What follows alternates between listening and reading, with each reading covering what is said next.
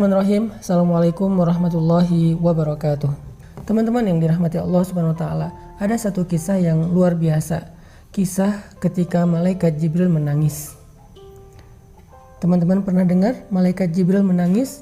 Padahal kita tahu malaikat Jibril itu kata Allah syadidul quwa, malaikat yang keras, yang kuat, yang ditakuti oleh malaikat yang lain, dzu mirratin, malaikat yang sangat wibawa, malaikat yang sangat agung, yang kalau beliau mengepakkan sayapnya, satu sayapnya itu bisa menutupi langit dan bumi.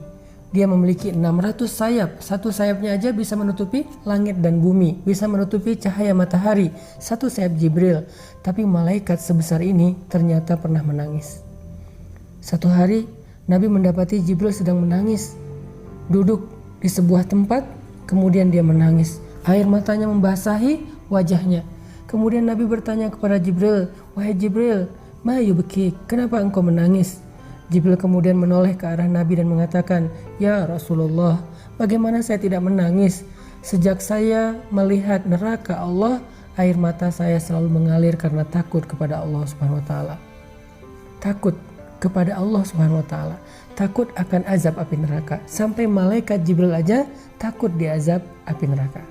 Semua kita berdoa dan berharap kepada Allah Subhanahu wa taala supaya termasuk di antara orang yang dijamin masuk surga dan dijamin terbebas dari api neraka.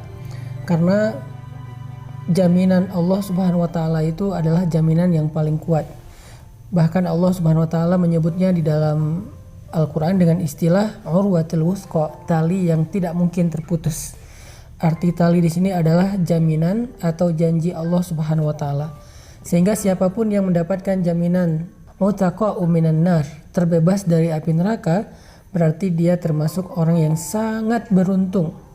Gak ada yang lebih beruntung daripada itu. Karena ketika dijamin terbebas dari api neraka, berarti dia terjamin masuk surga.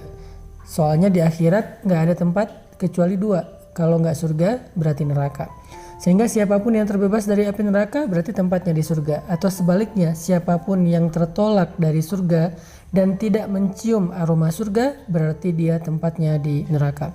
Siapa orang yang dijamin terbebas dari api neraka menurut Al-Quran dan hadis? Banyak. Orang yang pertama kalau kita baca di dalam hadis adalah orang yang melaksanakan sholat subuh berjamaah. Kalau kondisinya sekarang harus social distancing, maka sholat subuh berjamaah kalau nggak bisa dilakukan di masjid, berarti melakukannya di rumah bersama dengan keluarga tepat waktu. Nabi SAW bersabda, siapa yang melakukan sholat subuh berjamaah di masjid, fahuwa fi zimmatillah, dia berada dalam jaminan Allah. Allah yang menjamin dia di dunia dan di akhirat. Sehingga sholat subuh berjamaah tepat waktu yang mungkin sedikit agak membuat kita harus bersusah payah, tapi ternyata balasan di sisi Allah jauh lebih besar. Sehingga kesusah payahan kita bangun subuh, kemudian berwudu dalam keadaan dingin, masih menahan ngantuk, itu akan terasa sangat murah dibandingkan dengan balasan yang Allah berikan kepada orang yang melakukannya. Maka dari itu, setiap malam sebelum kita tidur, coba teman-teman ingat-ingat kembali janji Nabi SAW tentang sholat subuh berjamaah. Sehingga sebelum tidur kita udah berazam, kita berniat yang kuat, ya Allah besok saya pengen dapat jaminanmu. Sehingga kalau saya besok dalam 24 jam meninggal dunia, berarti Allah menjamin dia terbebas dari api neraka. Itu keren banget, terbebas dari api neraka, terbebas dari sulitnya hisab, terbebas dari tergelincir di sirat, terbebas dari panasnya padang mahsyar, terbebas dari azab kubur, terbebas dari su'ul khatimah. Semua yang buruk-buruk akan Allah jamin dia terbebas darinya. Dan jaminan Allah itu gak hanya berlaku di akhirat, tapi juga berlaku di dunia. Artinya dia terbebas dari sifat munafik, dia terbebas dari kekufuran, dia terbebas dari musibah-musibah yang menimpanya hari itu. Sehingga siapapun yang pengen dapat jaminan fahuwa fi zimmatillah, dijamin, dilindungi oleh Allah Subhanahu wa taala, dan yang paling besar adalah dijamin dan dilindungi terbebas dari api neraka, maka sholat subuhlah berjamaah. Walaupun agak berat, Mungkin kita ngerasa subuh berjamaah itu sesuatu yang luar biasa, berat banget, males banget, susah buka mata, dingin-dingin harus ke masjid. Tapi kalau kita bayangin ganjaran atau balasan ya Allah sediakan di balik ibadah itu, ternyata apa yang kita lakukan itu walaupun berat sangat murah dibandingkan dengan balasan di sisi Allah. Mau dapat jaminan 1 hari besok, sholat subuh berjamaah. Niatkan sebelum tidur. Yang kedua, orang yang dijamin terbebas dari api neraka adalah orang-orang yang melaksanakan ibadah Ramadan dengan maksimal. Dia melakukan ibadah puasa dengan sempurna, dia melakukan ibadah sholat tarawih dengan sempurna. Kemudian dia memperbanyak amal-amal sunnah di antara kedua ibadah ini. Di antaranya dia melakukan ibadah zikir, dia tilawah Al-Quran, dia sholat sunnah, dia memberi makan orang yang berbuka puasa, dia kemudian bersedekah, dan banyak lagi amal-amal soleh yang dia lakukan sepanjang bulan Ramadan. Maka dia termasuk orang yang kata Nabi utaqa'u minan nar, dijamin terbebas dari api neraka.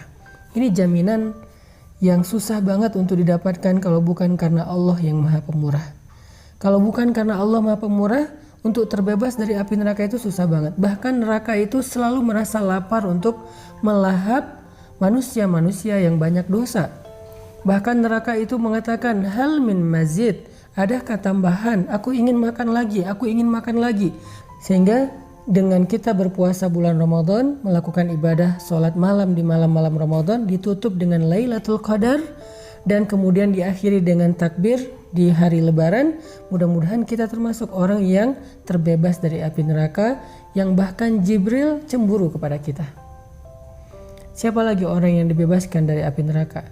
Dalam sebuah hadis Nabi SAW bersabda, tahukah kalian siapa orang yang hurrima 'alan nar, yang dibebaskan atau diharamkan bagi api neraka?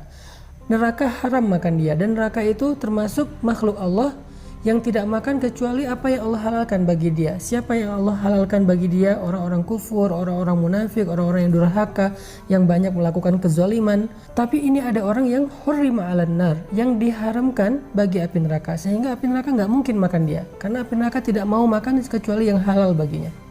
Siapa orang yang hurrima 'alan nar, diharamkan bagi api neraka? Kata Nabi, orang yang hayyin, layyin, qaribin, sahlin. Orang yang hayyin, tenang, yang tidak mudah untuk berkeluh kesah, apalagi meratapi keadaan, meratapi takdir, meratapi musibah. Kedua, orang yang layyin, lemah lembut.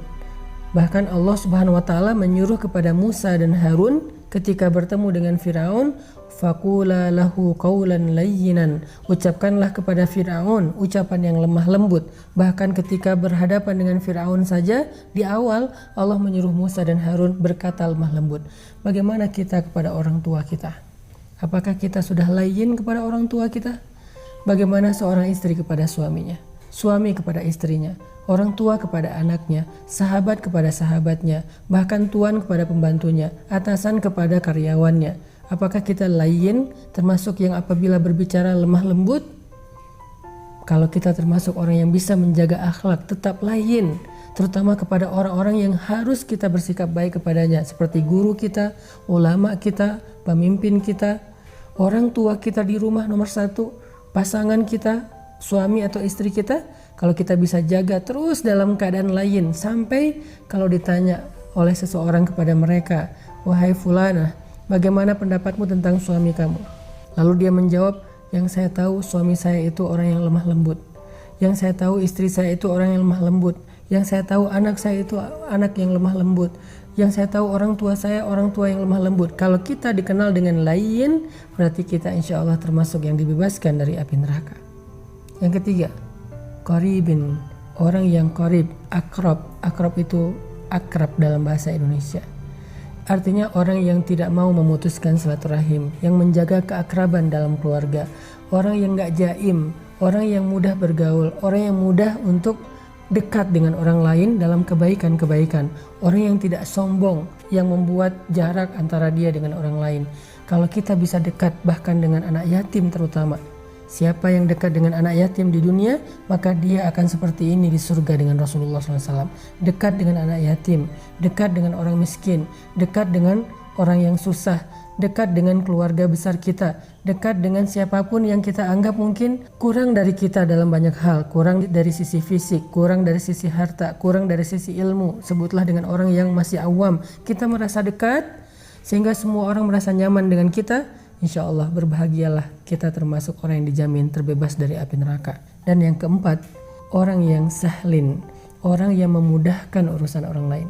Jangan terlalu ribet, jangan terlalu birokratif, jangan terlalu kaku. Apalagi ketika kita bergaul dengan sesama muslim. Ada beberapa urusan antara kita dengan teman kita, saudara kita, jangan terlalu kaku. Semuanya salah atau terlalu hard feeling. Semuanya disimpan di dalam hati, semuanya membuat dia emosi, gak ada rasa percaya kepada sesama muslim, sehingga semuanya tuh harus birokratif. Nah ini berarti dia gak sahlin. Seorang muslim dia sahlin dalam urusannya. Salah satu contoh sahlin memudahkan itu adalah hadis-hadis tentang masalah hutang piutang. Kata Nabi, siapa yang meminjamkan uangnya atau hartanya kepada saudaranya selama misalnya 1 hari, berarti selama 1 hari itu dia telah bersedekah sebanyak uang yang dia pinjamkan.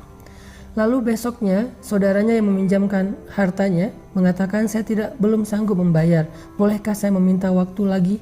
Lalu dia memberikan waktu tambahan 1 hari, maka dia sudah bersedekah sebesar 2 kali lipat dari harta yang dia pinjamkan, dan seterusnya dan seterusnya.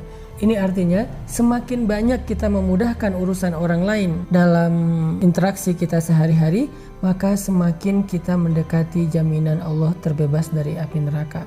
Sampai Nabi mengatakan, siapa yang meringankan beban saudaranya di dunia, Allah ringankan bebannya di akhirat. Siapa yang mengangkat urusan atau hajat saudaranya di dunia, maka Allah mudahkan urusan atau hajatnya di akhirat. Fima ma'nah. Ini adalah diantara contoh-contoh orang yang Jibril cemburu kepada mereka karena mereka dijamin terbebas dari api neraka. Mudah-mudahan kita termasuk orang itu. Barakallahu fikum.